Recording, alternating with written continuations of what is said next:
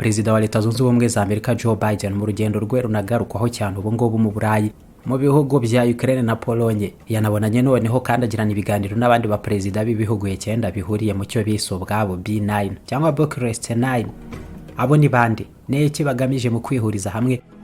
Uwo no muryango cyangwa se ihuriro ryashinzwe ku itariki 9 z'ukwa 11 kw'ibihumbi 2015 bigizwemo uruhare rukomeye na perezida wa Romania Klaus Iohannis afatanije na mugenzi we wa Polonye Andrzej Duda banogeje igitekerezo cyo kwishyira hamwe mu gukumira icyo bise ubushotorange budasanzwe bw'Uburusiya bwari bumaze kwigarurira intara ya Ukraine Crimea mu bihumbi 2014.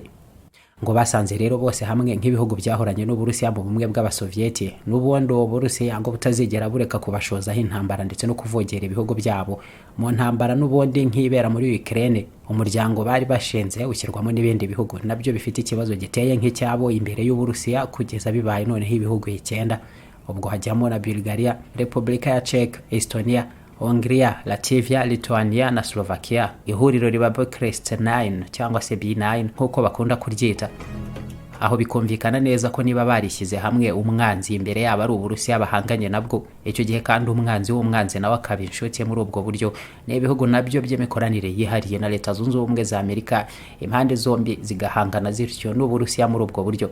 Niyo mpamvu Biden nawe rero atabuze kubakoraniriza hamwe mu nama ko ari abaperezida 9 b'ibyo bihugu ngo barebe neza aho bagejeje imigambi yabo mu guhangana n'Uburusiya ubu ngubu buri mu ntambara muri Ukraine.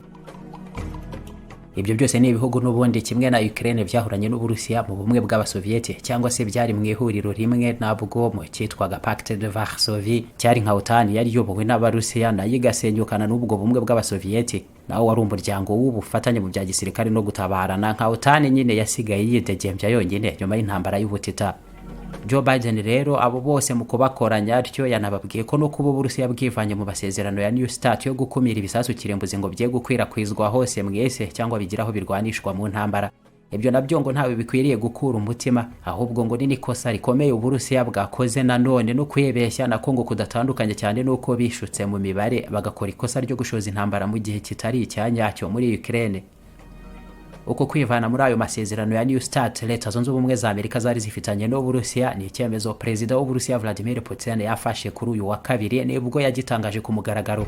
Ku rundi ruhande ibi bihugu byose bya B9 Biden yabwiye ibi ngibi byose n'ubundi ni ibinyamuryango nabyo bya OTAN, niho byabonye ubwihisho bwihuse nyuma yo kuva mu bumwe bw'abasovieti. Nirwo ruhande byahise biganamo nabyo byizeye ko Uburusiya ubwo ngubwo butakwishora kugira na kimwe muri byo bushozaho intambara, kuko ako kanya bwahita bwinjira mu ntambara yeruye n'iyo OTAN igizwe n'ibihugu bigera muri 30 byose.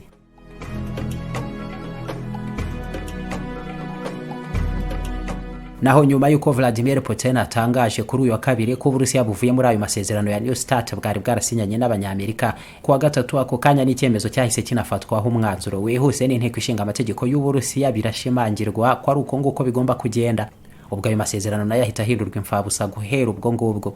Impungenge ziriho kuri icyo cyemezo neza uko ubwo Uburusiya bufasha umwanzuro wo kuba bwakwerekeza n'ibisasu kirimbuzi no mu bindi bihugu by'inshuti zabwo zitari zisanzwe zibitunze, cyangwa se nanone bukaba bwakwiyemeza kurwanisha n'izo ntwaro kirimbuzi, kuko ayo masezerano nayo yari nka kimwe mu bikumira ko ibyo byagerwaho none ntibukiyabarizwamo.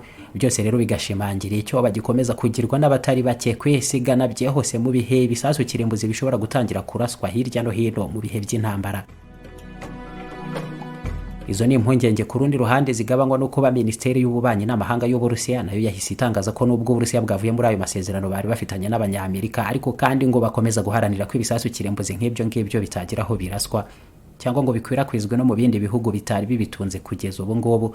Ngo kandi n'igihe Uburusiya bumaze bubitunze n'ubundi bwarwanye intambara nyinshi zirimo yewe n'izitarabugendekeye neza uko byifuzwaga, nyamara ngo ntabwo bigeze bakoresha ibyo bitwaro kirimbuzi bafite ku bwinshi no kutabikoresha, kandi ngo nuko Abarusiya bazi ububi bw'izo ntwaro kandi ngo bazi nanone kurwana kinyamwuga, naho ngo atari ibyo n'ubundi ntawigeze ababuza muri icyo gihe cyose kurasa ibyo bisasu.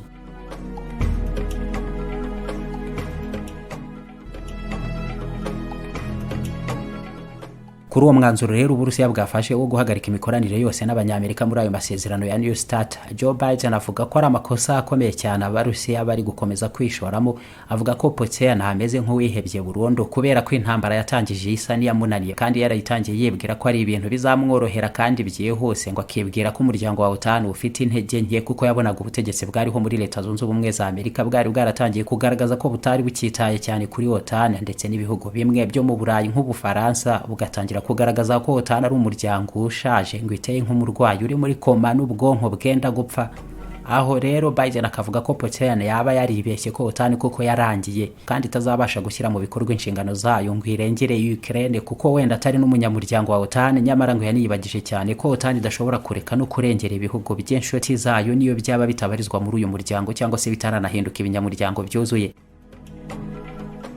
Mu kwishongora kwinshi cyane rero ku Burusiya, Joe Biden ni nako yakomeje muri iri jambo rigiye kubwira abo bayobozi bakuru b'ibihugu byo mu ihuriro rya B9 ko harangije gushyirwaho n'ingamba zihambaye zo kurinda ibihugu binyamuryango no mu gihe Uburusiya bwagaba ibitero bwifashishije ibisasu kirimbuzi, ngo ntabwo ari Uburusiya bwonyine bubifite kandi Leta Zunze Ubumwe za Amerika nazo ngo zarangije gukikiza ibyo bisasu kirimbuzi byazo mu bindi bihugu byinshi byegeranye n'Uburusiya.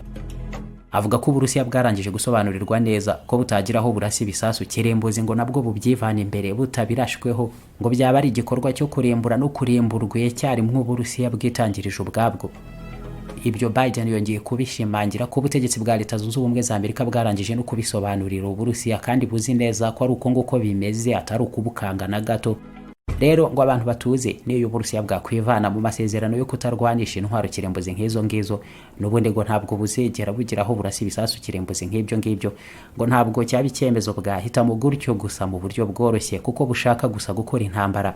Biden aho ngaho agashimangira ingingo ya 5 mu masezerano ashyirwaho umukono n'ibihugu binyamuryango bya OTAN byo uyu muryango uzarinda buri gihugu kiwubarizwamo kandi no mu gihe cyagira ibibazo by'umutekano cyangwa kigashozwaho intambara, icyo kibazo ngo ari umuryango wose wa OTAN ugomba kugikemura.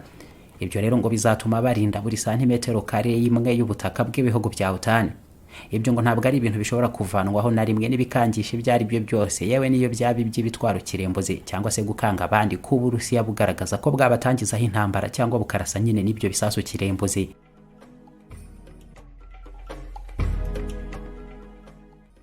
Kugeza ubu ngubu Uburusiya nabwo bugaragaza ariko ko bukomeza gucunganira hafi cyane n'uyu muryango wa OTAN bwita ko ari naryo huriro riteza ibibazo byinshi isi ifite amagingo aya ngaya. Nk'ubwo kandi Uburusiya bukavuga ko OTAN ubwayo kubera kwivuguruza mu mahame yayo nayo izasenyorwa vuba no kwakira ibihugu bifite imitegekere itandukanye bitagira naho bihurira.